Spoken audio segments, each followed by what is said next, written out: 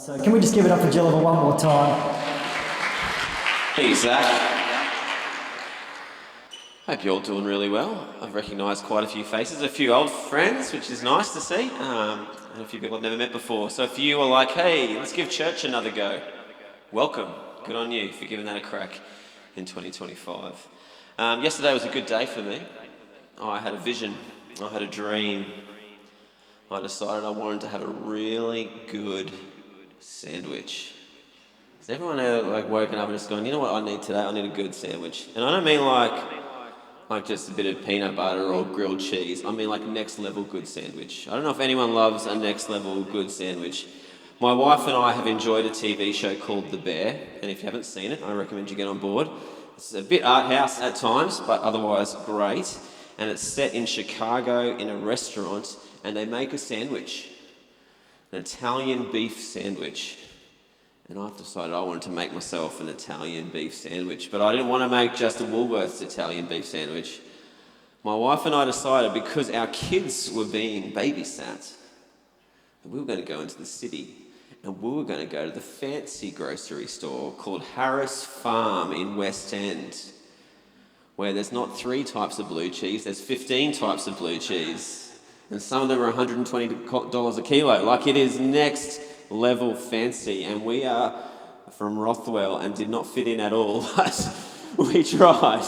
It was pumping. Oh my goodness, it was pumping. And I went there and I got the fancy Swiss cheese, I got the fancy beef, I got the fancy bread roll, ciabatta. Yeah, come on. I'm going to do this right. I thought, I'm going to do this right. I've got this special pickle that goes on an Italian beef sandwich. And I don't know how to say it because it's Italian. Giardiniera or something like that. It's like pickled stuff in a jar. Fancy. Got home, got all the ingredients out, and then the in-laws came back early with the kids. And I had this plan for like the best sandwich ever. And they were there, and so we gave them coffee, and hours went by, and then eventually put the kids to bed, and at 9 p.m. I made my sandwich. Thank you. Can I get an amen? Thank you. Thank you. Many are the plans of man, but the Lord's will prevail. And God prevailed for me. He wanted me to have a sandwich, and I got my sandwich very, very late. That's the thing with men and women and people, is we all have plans. We have things we want to do, things we want to get done, and I can guarantee by the fact that you're alive and here that there's stuff that you've still got to do. There's problems you've got to work through, storms you have to weather, people you need to love, jobs you need to work at, and difficulties you need to overcome. And you need to make your plans. You need to get stuff done. And if I was to come back here in a year and ask for kind of a download of everything you've done in the last 12 months, you would have got some things done. And they're maybe not as good as you're hoping for. Maybe you had dreams that were bigger than what you achieved. But you will have done stuff. Because the thing about people is that time continues to march forward, and we keep showing up and we keep doing things. Forward momentum is a non-optional thing for people. We are always moving forward in some way, shape or form. God does that too. God likes moving forward. He's in the business of moving forward. In the Bible, it has this verse where it says, let me get it in front of me here, God is building his church and the gates of hell will not prevail against it, which is a way of saying that the kingdom of God, the people of God will keep moving forward. Things will keep happening. No gates are going to get in the way of us. We're going to keep doing stuff. Forward momentum for God, forward momentum for you. Time marching on is a bit of a given. We're all going to get somewhere someday. What is more of a question is, where will we eventually end up? And you have your vision and your plans. And setting that goal is really helpful. I'm a bit of a goal setter. I want to know where I want to end up. I would suggest, actually, I think one of the things the Bible wants us to do, one of the things God would want us to do, is not just worry about where we want to end up, but also consider what are the things we're putting on the sides of us to make sure we shoot straight, to make sure we stay in a line. If you were to get on a plane and travel 14 hours and you were 1 degree off the trajectory you were supposed to go, at the end of that flight, you would be 180 kilometres off course. That wouldn't be a very good day. If you were to travel to the moon because you're rich and have done everything else, and so why not?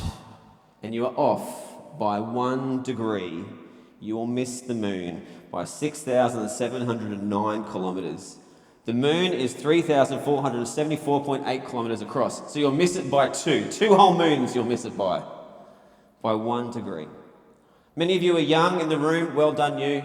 Many of us are a bit older, and many of us made decisions when we were younger of 1 degree that led us somewhere in our 30s and in our 40s, and we then had to move back. And I can tell you, on behalf of every old person in the room, if we could avoid that happening to the young people, we would love to wish that upon you. To not have to drastically change direction because of something that happened way, way, way long ago. 1 degree can make a huge difference about where we end up. And a key part of that is what I want to talk about today. A guardrail that maybe you haven't given time to yet, but a guardrail I think God would like us to consider for 2025. About 3 years ago, I did a thing called a colour run. Anyone done a colour run here before? No one? A couple of people? It's this thing where you run around a bit, and then people get like bags of chalk and they peg them at you.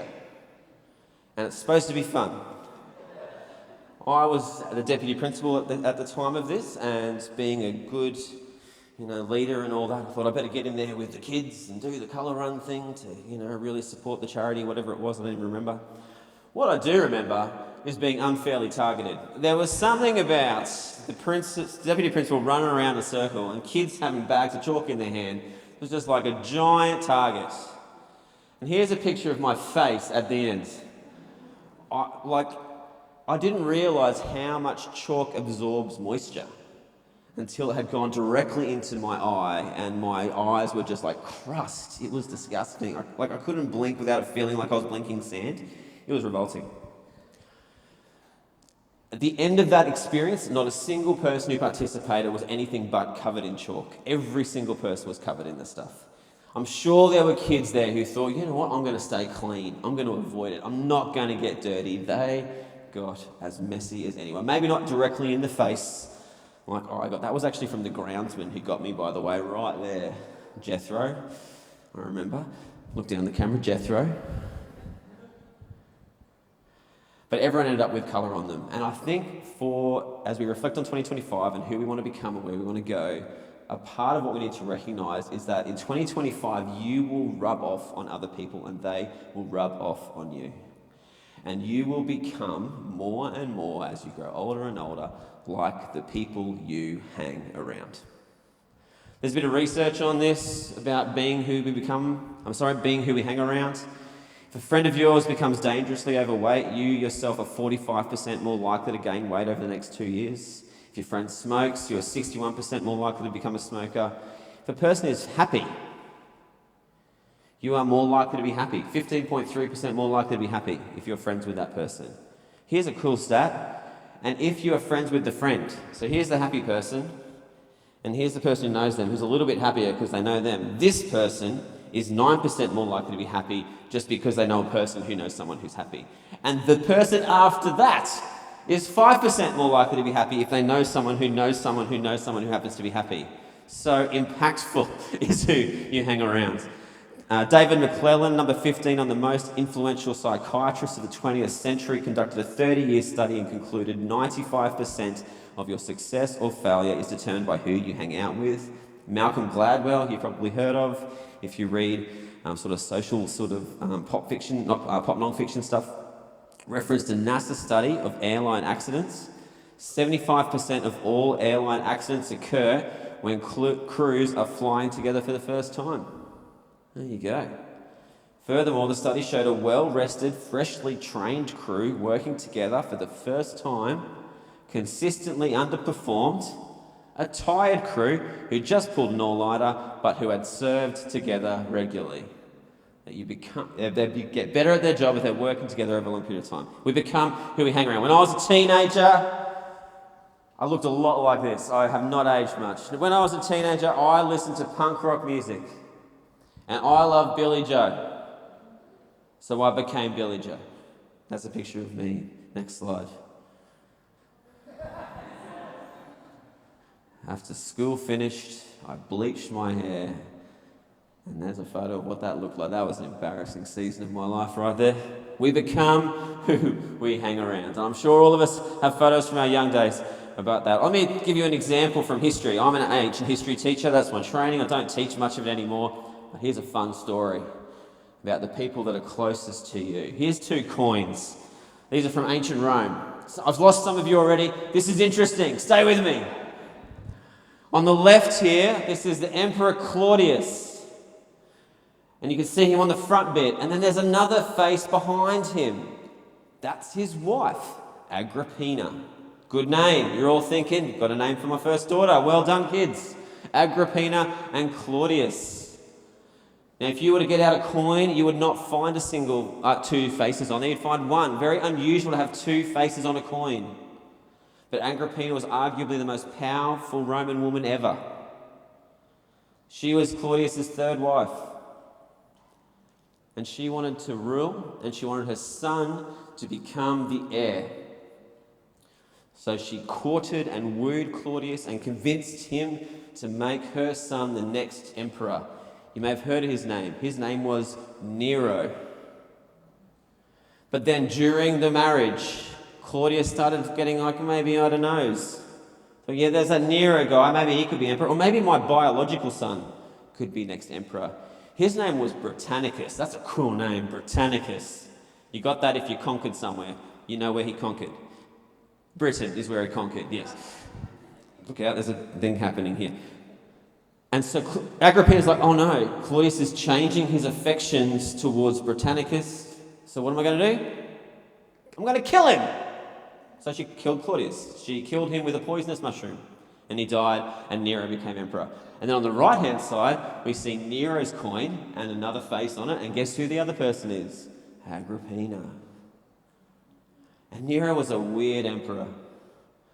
He liked art and music and performing. He went to the Olympics in Greece and won every event. He literally forced himself to be the winner of he made that a thing, including a poetry reading contest, which he won himself. He participated, he spoke for so long that they couldn't finish any other competitors. No one else could have a go because he spoke for too long, and so he won kind of by default. Weird dude. And then as he got a bit older, he's like, maybe I should have a go at ruling. I am the emperor. Maybe all this lute playing and poetry reading is not all there is to life. Maybe I could rule Rome because I am the emperor after all. Came to Rome and kind of found that Agrippina was running everything. And she was actually doing an okay job, to be honest.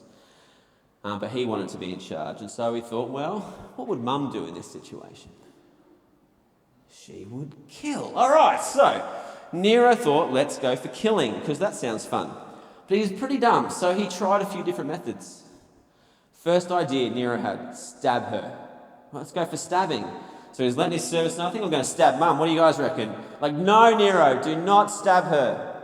Because there'll be blood and it'll be obvious that you did it. We can't do the stabbing thing. All right, won't do stabbing. What's another idea? And he racks his brain. What's another way I could kill Mum? Poison! That. No one's ever done that before. Literally, that's exactly the same thing. So they poisoned her. Literally, silver platter, poisoned food. She ate it, and she didn't die. Why not? Because she'd been taking antidotes to poisoning her entire life because she knew someone was going to come and get her at some point. So that didn't work. So it's okay, what's next? And you can just picture him in bed, looking up at the ceiling, going, how else could I kill Mum? In bed, thinking, how else can I kill Mum? I've got an idea. Collapsing bed. So his next thing that he tried was literally to have a bed that she slept in collapse. So she slept in a bed, but the bed didn't collapse. It didn't work. So what's next? Got another idea. Collapsing boat. So he designed this boat that Agrippina got into, and then it collapsed, as in it's sank, but it had this mechanism in it where it didn't collapse just downwards. In her little chair was set up like a catapult. So when it sunk, she went flying, like a ride at SeaWorld or something. And they're all drowning, and one of the servant girls says, I'm Agrippina, save me. And the servant's like, oh, there's Agrippina, let's get her. And they clubbed her to death with bits of the boat.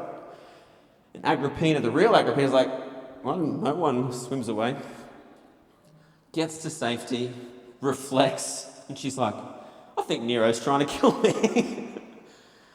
Nero had tried everything and just eventually decided there was only one way that this was going to be finalised, and he went for assassination, and he paid someone else to go and do it. And they literally just went to her house and she said, "You're here from Nero, aren't you?" And they said, "Yes."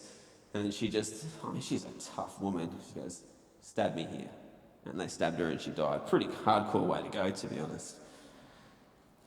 From that point on, actually not from that point on, for all time, rulers know, particularly ancient and medieval rulers, but all rulers to some extent know, that who you have close to you is very important, that you can trust them. Because you can be at risk if you let the wrong people too close to you. These people let the wrong people too close to them. And what we find in medieval times when they started building castles is that the really wealthy rulers didn't just build one castle, they kind of built two. Here's a picture here of a done-up castle. But what you can see here is we have the outer wall, and outside of that wall would be, when a war comes, that would be where the enemy is. You're out there. Then inside that would be a courtyard, and inside the courtyard, that's where the fellow citizens are, the people you are responsible for looking after. But then there's, in this bottom right-hand corner, there's another building there, right? Sometimes called the Bailey, sometimes called the Keep. And that is reserved for those really who the king or queen trusts the most.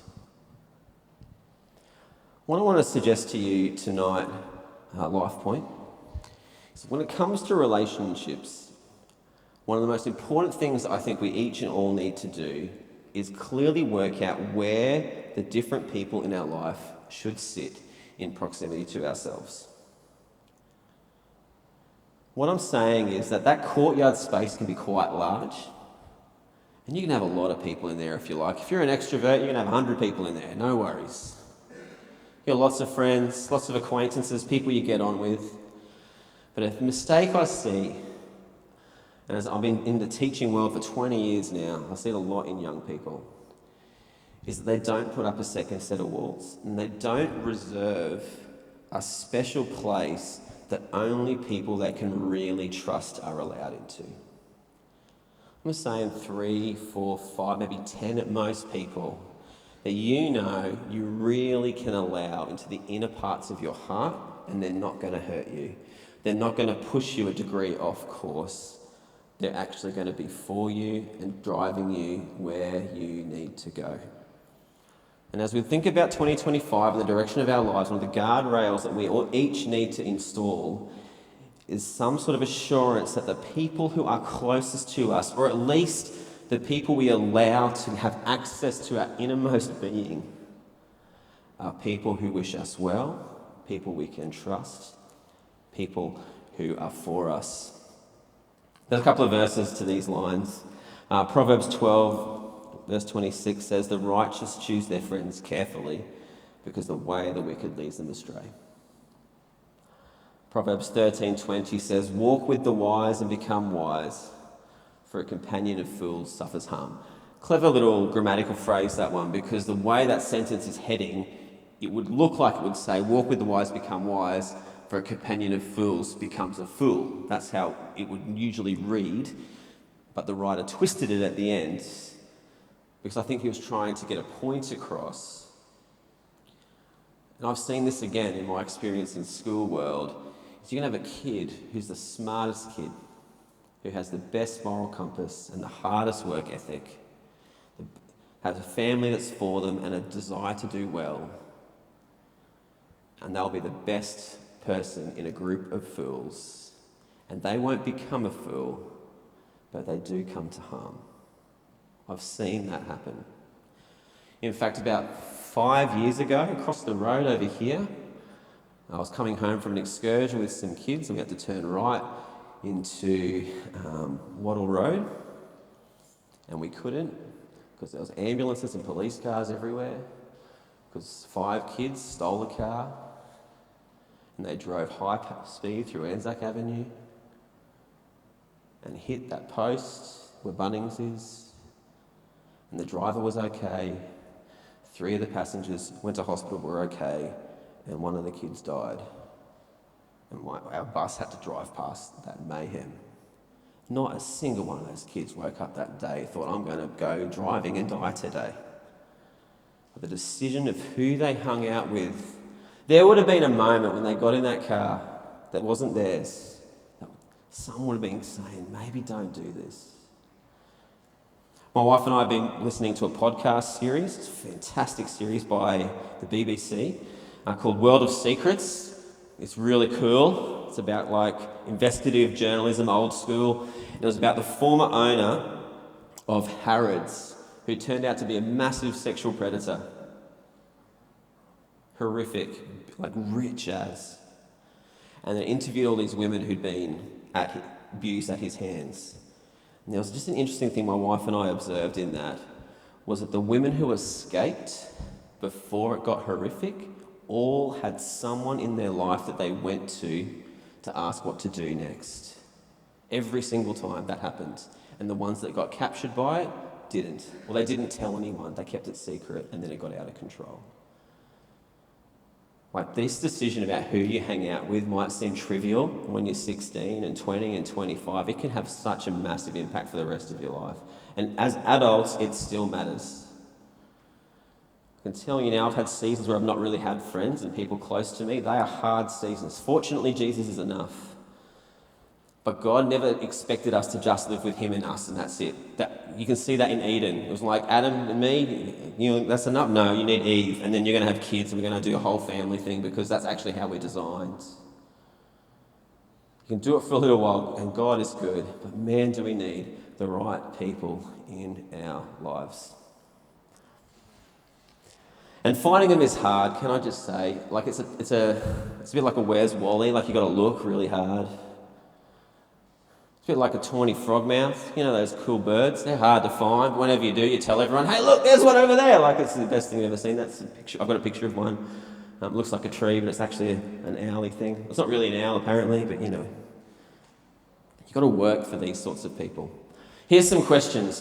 What I'd like you to do here is I want you to think about who are the people who have closest access to your heart, and how do they go with some of these statements.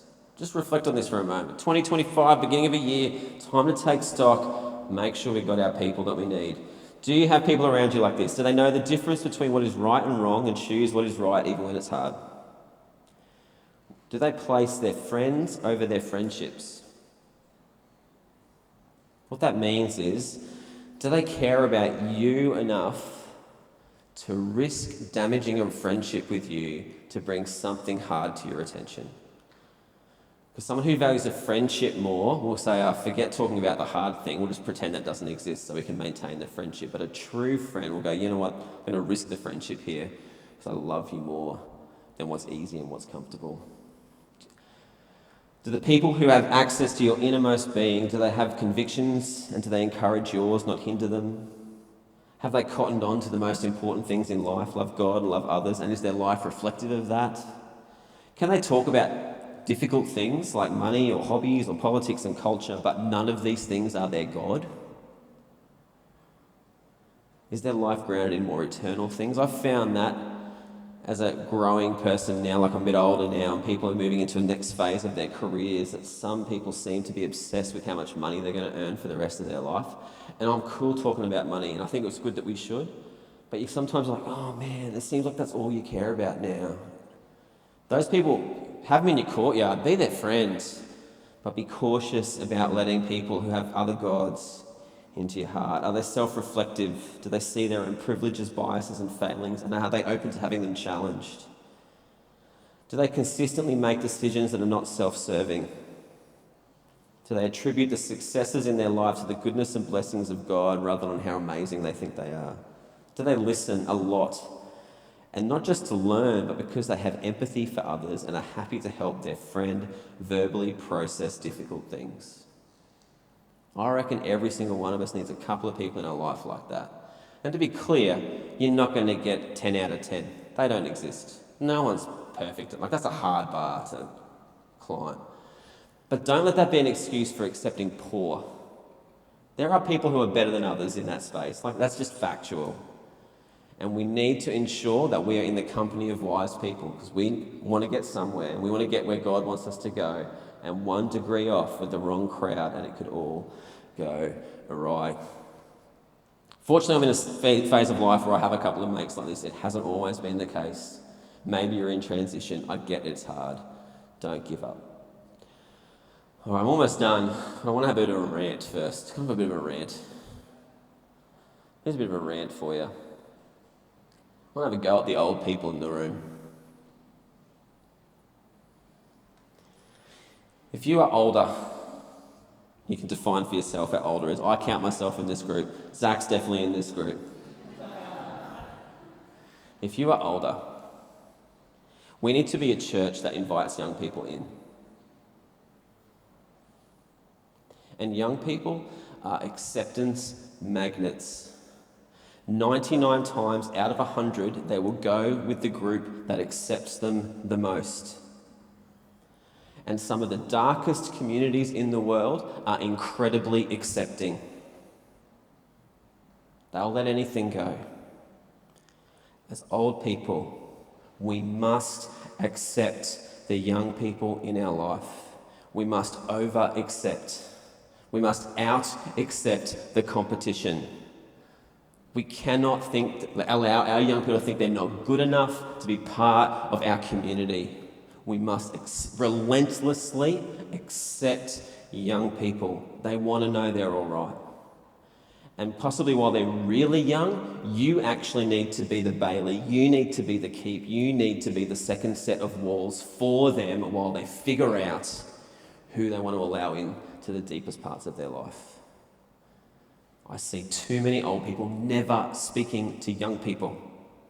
And as an educator, it drives me up the wall that I am responsible for hundreds of kids because so many older people have given up.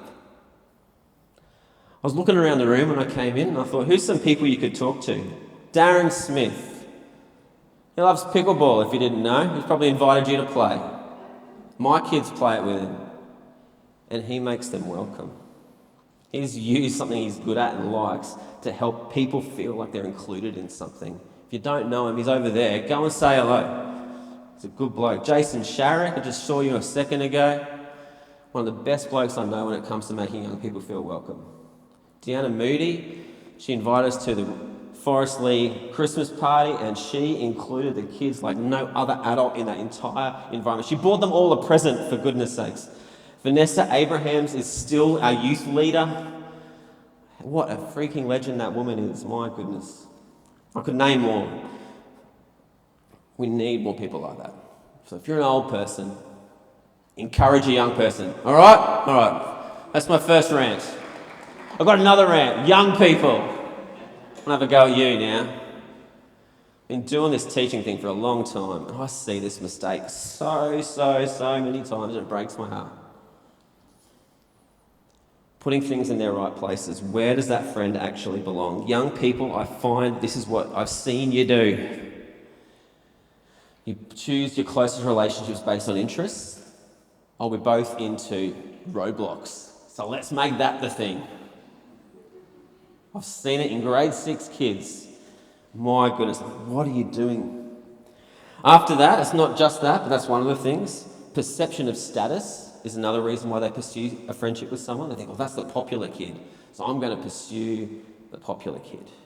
I'm going to change everything about who I am to be accepted by the popular kid. And then the other one I see is just plain old acceptance. They just go to whoever will accept them.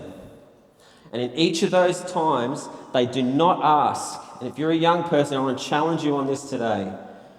Do the people that you're allowing into your heart share your values and beliefs? Where in the criteria is that fitting in? Because you will become who you hang around. And if the people closest to you do not share your values and beliefs, what I suspect will happen, because I've seen it, is you will change your values and beliefs to fit with the group that you're hanging with. And I look around here and I see a lot of cool young people that I know have room for another friend. I just don't want your life ruined. My own kids, I think of that all the time. Who are you hanging around? And I have little fights with them all the time about maybe that kid is in the courtyard, but they're not in your bailey, right? They're just not that close. having those discussions is important, but then accept them, right? Like, you got to out-accept the competition. Because if you have that becomes a fight point, they'll just go to whoever's going to accept them as they are, and then you won't have permission to speak instead anymore. You got what I'm saying. Rant's over. Sorry for the... Oh, all right, okay, back to Jesus. Come on. All right. Maybe that landed for you in some way. When it comes to guardrails, there's this other thing that we have in Australia before the guardrail called an audible line. Like, you know what I'm talking about, those little bumpy things that when you're driving, whoop, whoop, and you're having a little nap like Dan has had before, you might like suddenly get woken up because, oh goodness, something's going on. I guess what I'm bringing that up for is a good way to just kind of assess how things are going is to listen out for that. In Christian world, if you're a Christian, we would call that maybe the voice of the Holy Spirit, the quiet voice of God, maybe speaking to you in a moment saying, hey, this might feel a bit wrong. That's me saying, maybe think about this before you do it. And so as I conclude my little talk, I'm just going to ask you a bunch of questions, and I'm going to ask you to close your eyes and reflect and just see if any of these cause a little audible line in your heart to light up. And just go, ooh, that does feel a bit funny. Maybe that might be the Holy Spirit just saying, that's where I need you to check in, because you don't have a good enough guardrail, and if you don't sort this out, you're going to crash. So some questions.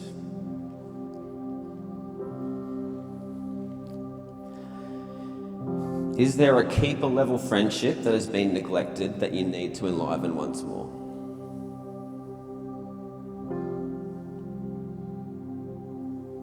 When was the last time you bravely cared for a friend and said the hard thing? Can you name a couple of wise people in your life? Do they know where you're heading, and do they have permission to be your guardrail?